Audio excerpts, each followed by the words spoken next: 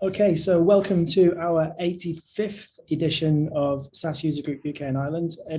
We call it UK and Ireland, but of course, this meetup's open to anyone around the world, and we've got attendees from around the world. Today, we're going to be doing a live demo of a SAS Viya install. And after that, we're going to have a virtual networking event. So I would encourage anyone on the call to stick around. I've put the link in the chat. I'll also share it on the meetup group. So without further ado, I'll hand over to Vasilij. Thank you very much, Alan. Everyone can see the screen? Yep. Yeah. Okay, excellent. So I know it's SAS Viya 4. SAS Viya 4 goes under a number of names. Viya 4, Viya 2021 because of the regular release.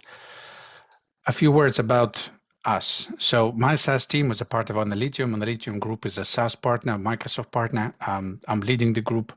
We are working very closely with SAS, with Microsoft, being the partners both for deploying SAS, various forms, shapes, SAS 9, SAS Viya 3, Viya 4, and as well as doing migration. So we've been in business from about 2016, primarily working in insurance and banking, as well as a few other sectors.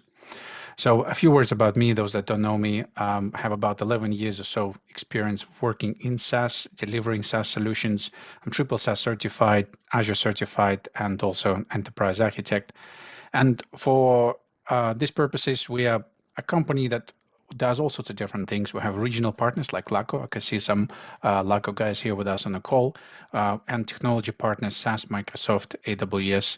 Our customers, like I mentioned, academics, Westminster University, insurance, pharma, and banking. As for this session, this is going to be a demo, a live demo of installation, SAS Viya 2020.1.4, the latest stable release. And I will deploy it. I will bring up the infrastructure. I will deploy the SAS software on it. I will demonstrate that it works. And then I will uninstall the software and I will bring down the infrastructure. So from beginning to the end, I should be able to manage in 25 allocated minutes, 30 minutes. We'll see how it goes. It's live demo, so I'm likely to go completely smooth all the way through. What this session is not, I'm not going to be reviewing infrastructure or architecture or giving a step-by-step guide or showing all the commands and codes or modifications that were made. But if you would like us to do that, no problem at all. I'll be more than happy to organize a separate session and go in detail through our experience. Now, what kind of tools we're going to be using? I will be running everything pretty much through Visual Studio Code. For the purposes of this exercise, there's one extension that's essential because of how we decide to go about it is SSH extension. We do have a very small management VM in the cloud. I think it's something like 2 virtual CPU cores that has all the necessary access to the networks, subscriptions, and so on. And I will be managing the Kubernetes cluster, or more like monitoring it from the purposes of bringing it up using Kubernetes IDE lens. You see this is done as a links. I will publish the slides later on the Meetup website, and you will be able to navigate the links. Now, the deployment is going to be happening using GitHub repositories provided by SAS, open source repositories. The first one, SAS Viya 4 infrastructure as code for Microsoft Azure, and the second one, SAS Viya 4 deployment. Of course, after we cloned it, we made some small modifications to it to make sure that it works. So, without further ado, let's begin. So the first part that we're going to do is infrastructure as a code. This is what the Visual Studio Code looks like. I'm connected right now to a small management VM that we have in the cloud through the SSH. The advantage of that extension is that I can manage the file system and all the code from my PC here and have access to the, no, I did not destroy all the infrastructure yet. Typical. Now the live demo is not going to go as planned. Now this code is available to me through the SSH. I can access, view, monitor, change. It's connected to our GitLab internal, where we keep the copy of the repository for our changes in collaboration. I was practicing the deployment, and then I forgot to press yes before I went to get some lunch. So now it's destroying it back. And I connected it. I modified a couple files in it. The gray files that you see here, they're the ones that set through the Git ignore file. And the reason being that you wouldn't necessarily want to commit back to repository your keys or any specific configuration to your deployment, such as API keys, for example. Right, while we are destroying the infrastructure, I go and show you the other one. And 1 second.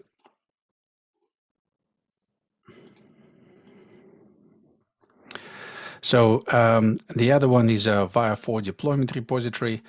If the first repository cares only about infrastructure as code, so ISC stands for infrastructure code. It uses Terraform, connects to Azure, and then brings up the full infrastructure in place. The second repository completely concerned about deploying it, and deploying specifically on Azure. It's still removing it.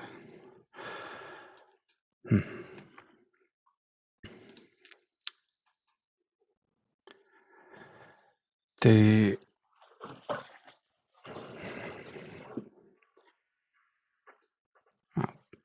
is proving to be popular. I need to give it a couple more minutes. It will finish destroying the previous attempt that I was practicing before the deployment. And then I will start the deploying it through.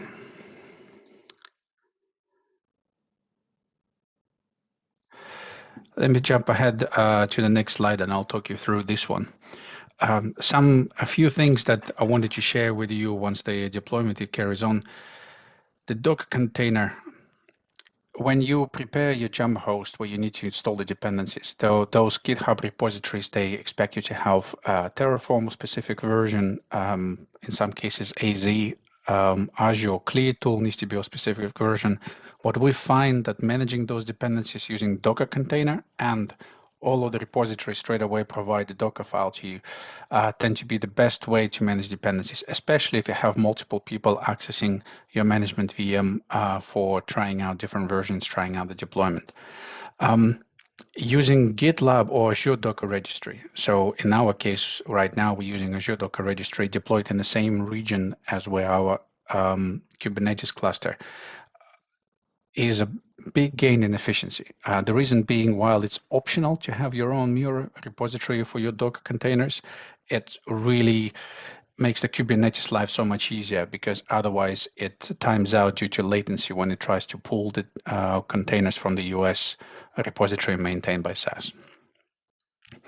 It's important to keep those containers refreshed. So while this is a version 2021.1.4 stable version, it's nevertheless has multiple releases within that, and the containers are updated pretty frequently. So it's important that if you're redeploying often, you keep your repository refreshed all the time. The other one, the learning point, is SAS makes changes to the GitHub all the time. So as the new versions come out, imagine you deployed 2021.1.2, for example, then 1.4 was released. There's often changes to the GitHub code as well.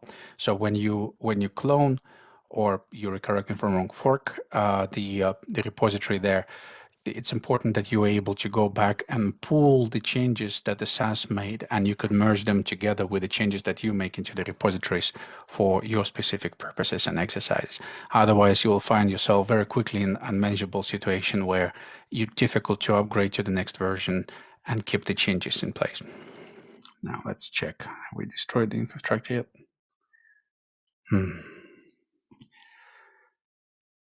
This is the part of the demo that didn't go to plan.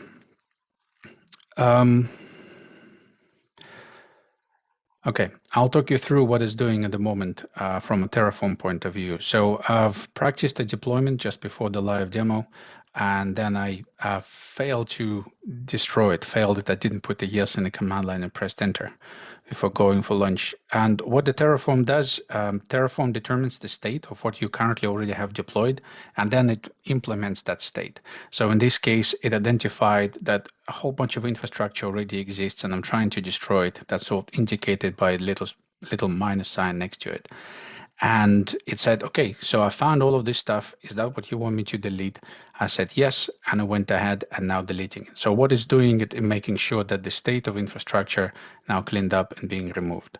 Once this has been removed, I will start installing it again, bringing up the infrastructure and deploying the content on top of that.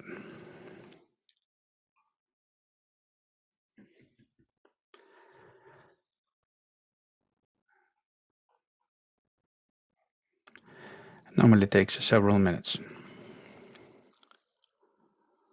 Has anyone got any questions so far that I can answer while we wait for the infrastructure to be removed?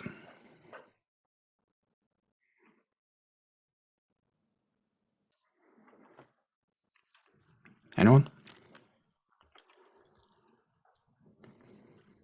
If there's no questions, and if this is going to take a few more minutes, maybe I could just take this interlude and just give people a sneak preview of what the Meebo Island is all about. Okay. Yeah. If I share, I'll stop you sharing. Okay.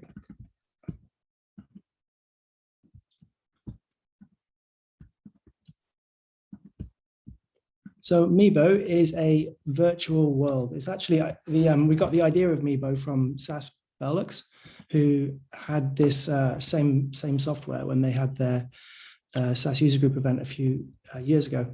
So you can use your mouse to look left and right, and then you can use your arrow keys to move forwards and move around the world.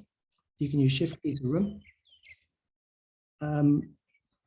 There's just me here at the moment, but later when you guys join, you can come in, you can talk to each other, you can find different rooms to have conversations. For some items, you can use the mouse key to pick them up and throw them. You can even do presentations as if there's a presenter, you can present your stuff on the screen. So yeah, it's really quite a nifty little world. So we can have up to 25 people in this room, which I think is enough for everyone. So yeah, it'd be great if you can join us here afterwards and we can have an in-person chat.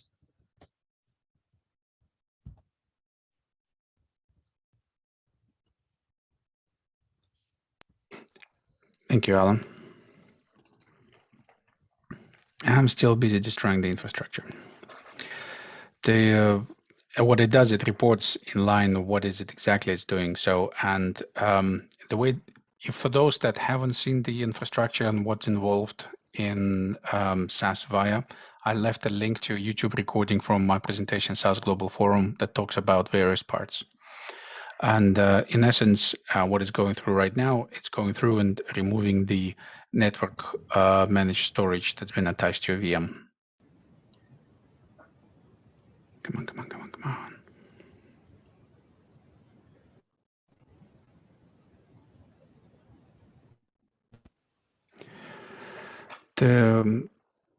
What other parts important to mention?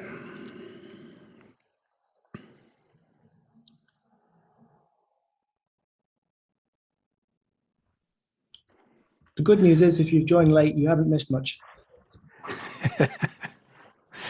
Yeah. There you go. It destroyed. 31 resources destroyed. So let's put them back in. Terraform, apply command.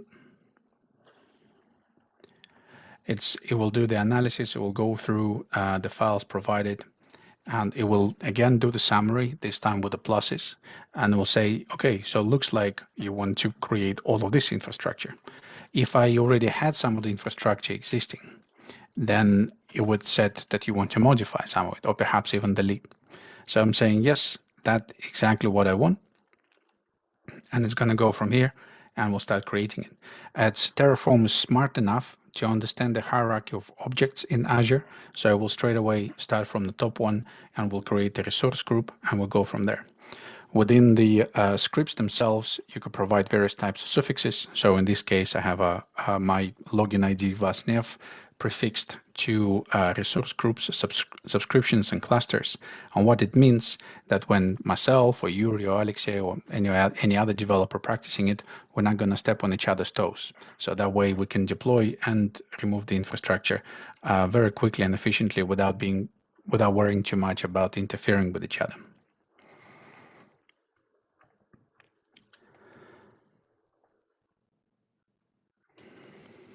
This is so it's again just takes a few minutes, and it's now creating a cluster. It will create a brand new cluster as well as will generate some of the login information. The plugin we're using here, the SSH plugin, this is quite nice because you can actually use VS Code on the server, which not everyone realizes you can do that. So this isn't on your local machine. This is connecting to files on the server, right? Yep. So what you see on the left is the file system from the remote VM that's right now on Azure with the necessary access to the networks and other bits, connection to it done through the public-private key and also within our VPN, and all the files. I'm not managing anything on my local PC. And then this repository is connected to the GitLab, our internal GitLab as well. So all the files are versioned and kept in it as well, which means that we can collaborate between each other when we making changes, making modifications, branching and so on. And yep, everything happens remote. So this feature is only available on the official VS Code. It's not available on VS Codium, the open source version. I didn't know that. Yeah, it's proprietary. It's not open source, this bit.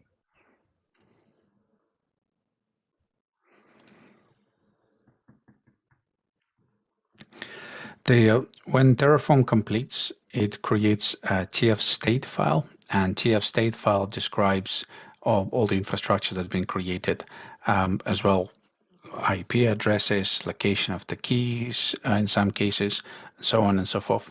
And it's this TF state file that then being used by the deployment GitHub repository to do the deployment of SAS Viya. In fact, while it's deploying the infrastructure, let me show you what the deployment one looks like. So the next command that I will launch in here is the install. This one. I will not do any of the monitoring part. This is just for the demo. And what it's going to be, I will do on the VM itself, Ansible playbook, the location of the configuration files that you can download from your my.sas.com portal, and keys to connect to the internal VMs, and then the location of the TF state file.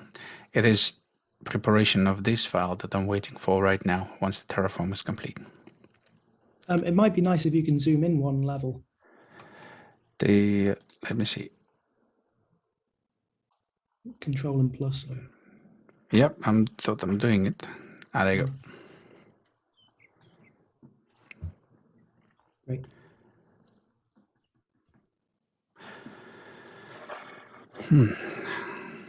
Okay, the infrastructure is almost ready.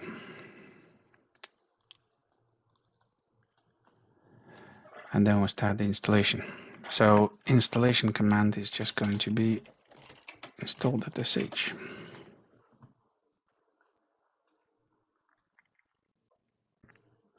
There you go, and I practiced the deployment specifically to make sure everything goes smooth. And then I didn't take into account that the practice itself can interfere. Typical.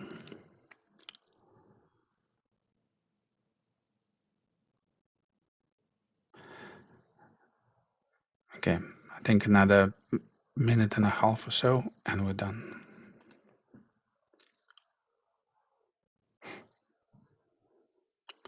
So just like in the previous one, you saw it, removing the disks and removing VMs. Again, navigating the object structure. At the moment that it's creating the infrastructure, it's creating those and putting them back in place.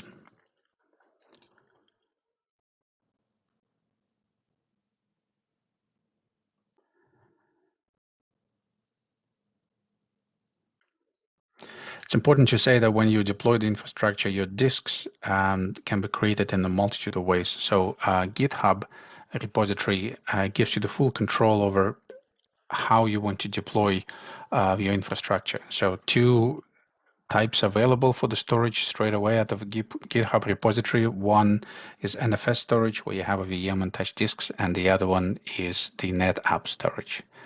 And it really depends on your performance requirements and your target architecture.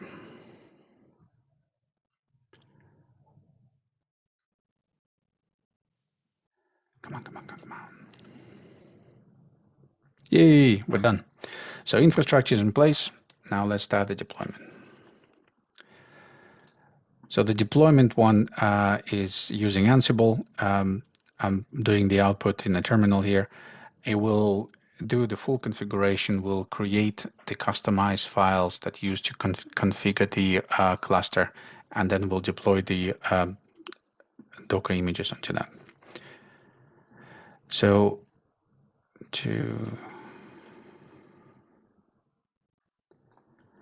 once the deployment is complete, the other piece of software that I'm going to be using once deployment is complete is called Lens.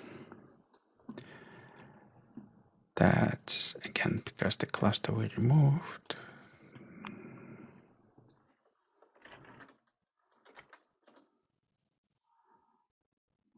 Try again.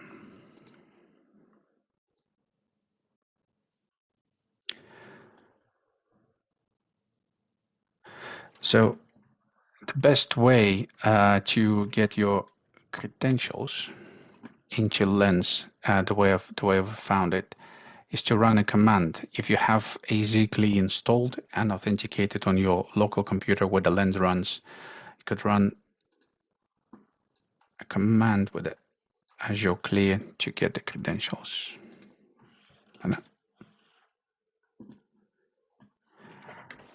since I already configured that cluster on here, it says it already exists. Would you like to change it?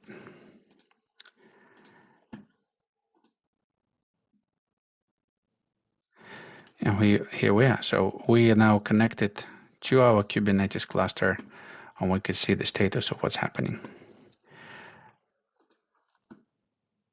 As and when Ansible script will be deploying, we will see many more containers popping up, pods popping up, and their status.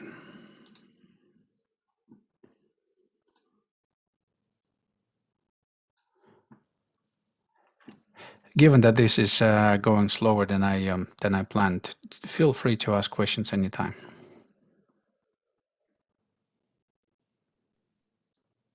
Vasilij, this is AKS. Just worth pointing out that if you're not strong on your CLI and you haven't got a cheat sheet like Vasilij does, when the Terraform script was run, you can see in the background there that it spits out some useful outputs that it generated, so different IPs and whatnot. One of those outputs will be, as you can see in there, the kubeconfig file that you would need to connect your kubectl CLI or Lens to the cluster. So you could just do a simple copy and paste from here. True. So all the information is readily available if you haven't got the cheat sheet. Absolutely, you're absolutely right. You could take the kubeconfig and copy it from what would be this remote VM. Or the other side is to use the Azure Clear. But yeah, you're absolutely right. This additional information, I will be launching a few more commands on the other side once the Viya is deployed to show how also with a command line interface you could determine the external IP for Nginx. So Nginx is going to be the ingress, what the connection is going to be happening to, and then we will use the output from this command, and also with a single command line, I will add the DNS record for the Viya 4, and then that DNS record I will be able to open by URL.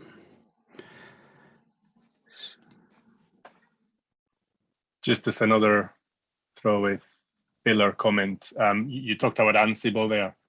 Unlike with Viya 3.5, which is deployed with Ansible and Ansible is a requirement, in this case, Ansible is a requirement if you want to automate it or leverage the automation scripts that have been made available. But it's not a strict requirement, right? Viya 4 is deployed using, behind the covers, it's deployed using kubectl and customize. So Ansible is a wraparound in here that makes our life much easier by being able to automate the end-to-end, just like Vasilij is demonstrating here. Absolutely. And correct me if I'm wrong, the deployment operator is not really using Ansible. That's correct. Yeah, the deployment operator doesn't use Ansible. One of the good reasons to use the GitHub repositories, and I'm not saying one is better than the other, but with the GitHub, because SAS put a lot of effort into pre-configuring a lot of components into it straight away. So things like Open LDAP, you can enable one and it goes in straight away, and that means you could add the users quickly and easily without worrying too much about hooking into any other security mechanism. You could straight away select and create external Postgres database or internal Postgres database available from here. Because it's a GitHub script, I think it's already taking care and making sure that the ingress is available. With the deployment operator, you have a lot more control, very fine level control over the deployment, but that also means that you need to worry about a few more things. Yeah, that's because I did not pull my credentials in this one. Yeah. So it was looking at the previous. I'll pull it this way. I'll put it in my home directory, and now go in, get my Nginx. Here we are. And the next step, I'm gonna take my command for generating DNS. The IP 2090.171.252. We succeeded. Okay, so now the moment of truth. We deployed with the self-signed certificates, so it doesn't trust it. And 503, and 503 because it's still bringing itself up.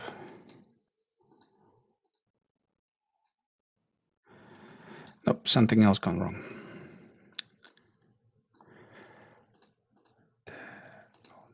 There you go. So what we see, the whole cluster is up and running, and the status in the top right corner, it says container creating. And at the moment, almost all of them either initializing or creating, which will take another 5-7 minutes to do that. And once we see the running status across most of them, not necessarily all of them, the Viya 4 will be working.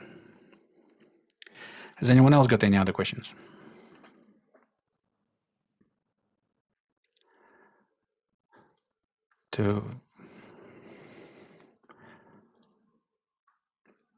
Can anyone share some of their experience, what you tried with the deploying SAS Viya 4, and any advice, issues, tips that you had?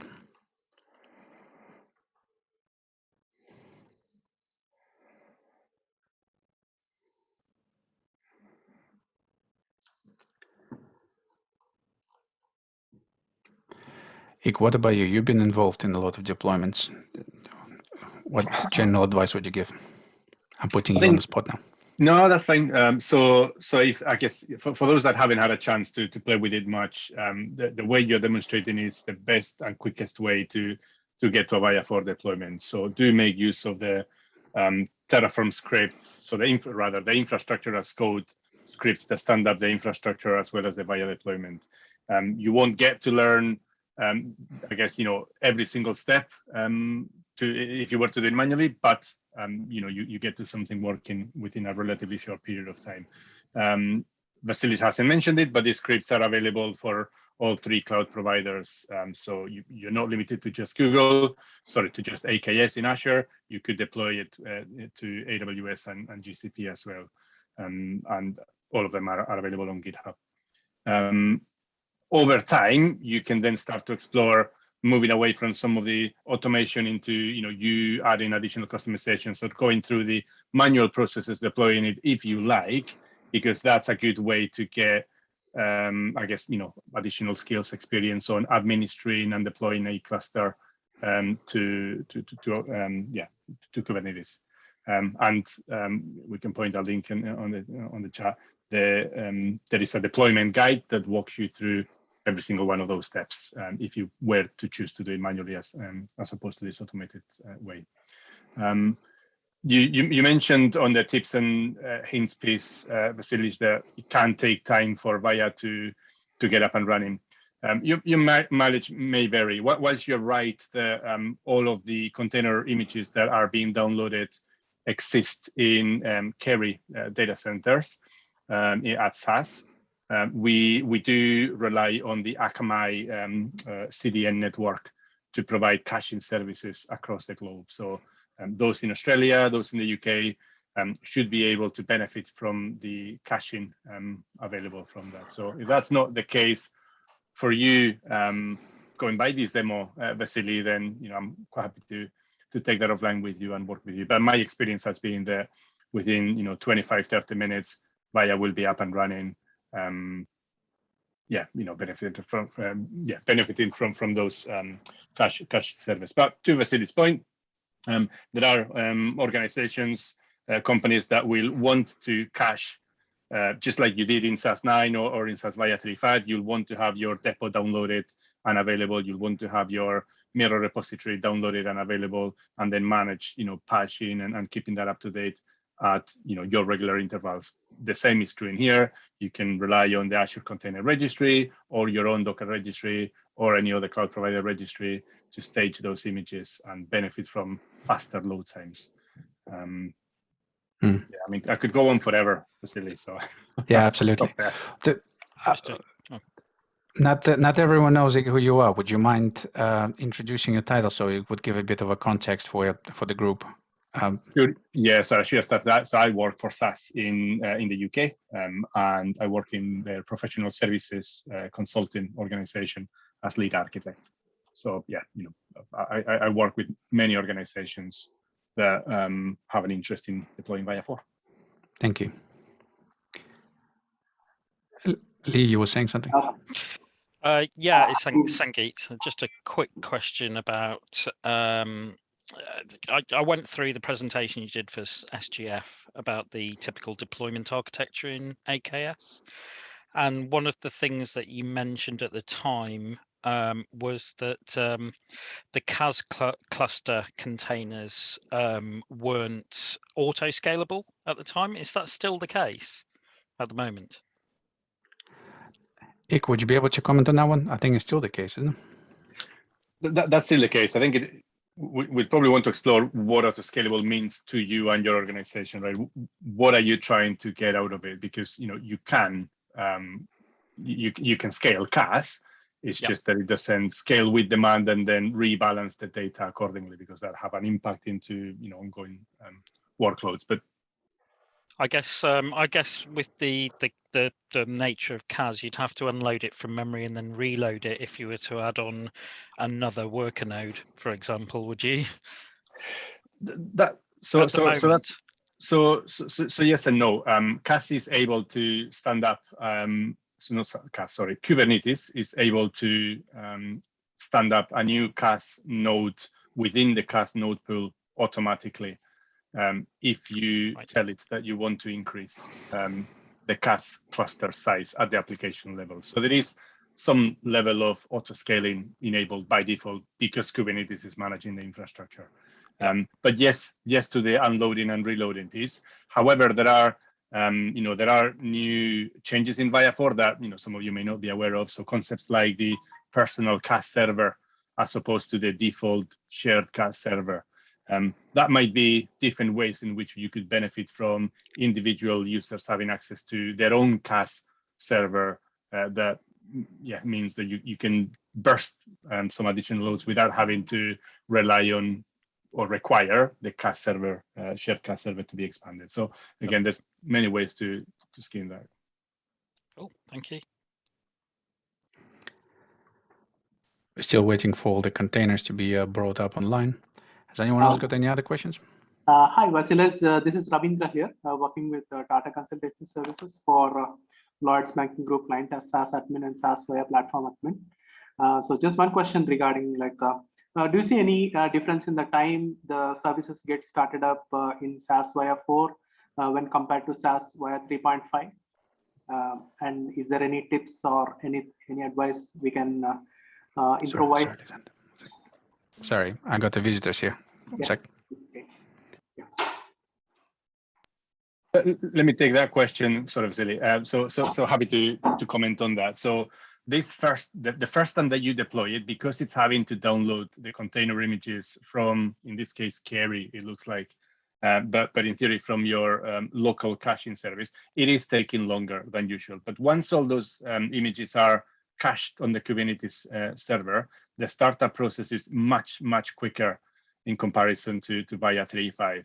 I think more importantly is that it does this in parallel because in Viya 3.5, there was an element of dependency. So you'd first have to start the local service, and then you'd have to start, I can't recall now, it's been a wee while since I've done Viya 3.5, but there's a specific sequence of events that you'd have to follow for the system to be up and running consistently. In Viya 4, you don't have to worry about all of that stuff. You can start everything at the same time, and the microservices, because of the way they've been developed for Viya 4, they will wait on each other and report when they are ready. And so there's a pod in here called the SAS readiness pod, which will tell you as and when everything is ready. So the overall time is much quicker. From experience, once you've got all the container images downloaded, right? So at day 2 operations, if you were to shut down and then restart, I think I've seen it as quick as 5 to 10 minutes, all up and running. Okay, yeah, thank you. And also, like in terms of the restart, if one of the services gets down, so is there any dependency in Viya 4 like 3.5, or we can start them individually? You can start it all in parallel. Yeah, so no hard dependencies like you did.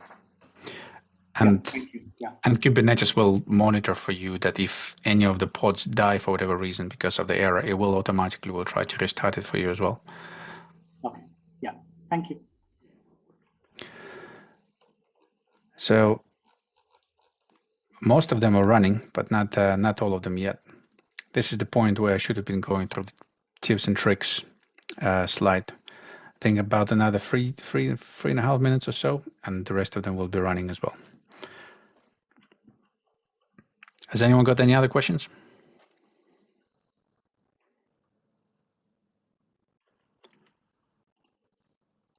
Let me see the ingress not running yet.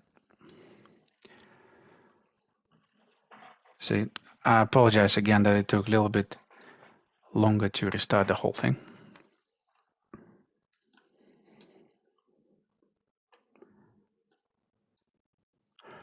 Anyone got any other questions?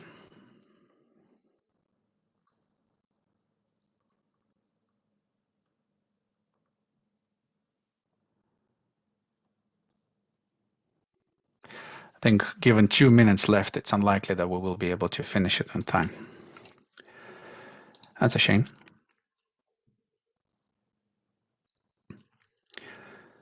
I think I will take it and for the uninstall part, go and then I'll show you what that looks like.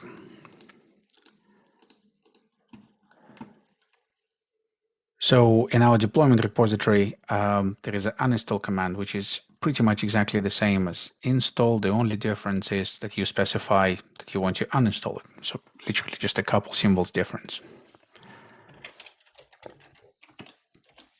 And that's pretty much it. It will trigger the Ansible script that will go through the cluster, will empty all the pods and containers, and what you will see that the number of containers will be reduced to just a few management containers used within a Kubernetes cluster, and the cluster will be ready for deletion. I must warn though, don't try to ask Terraform to destroy the infrastructure, because Terraform will try to shut down the containers and will try to shut down some of the systems in place. But the systems are designed to be resilient. So as the Terraform will try to shut it down, the Kubernetes will kick in and will try to bring them back online, thinking that something else is interfering with the system. So it's important to uninstall the Viya and only then remove the infrastructure. For the infrastructure itself, where's my other one? It also goes Terraform, destroy.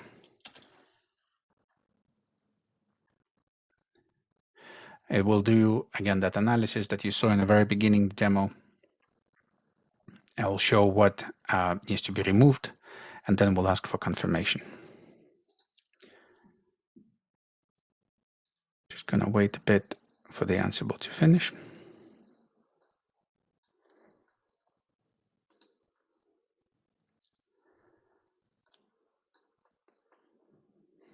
Should just take a few minutes, and then we're done.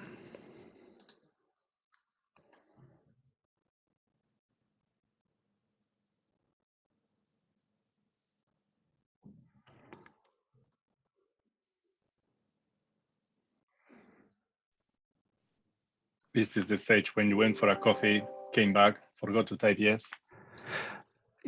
Yeah. So that's where I go to in my practice run today, and I left it uninstalling. I could not remove the infrastructure because it wasn't installing.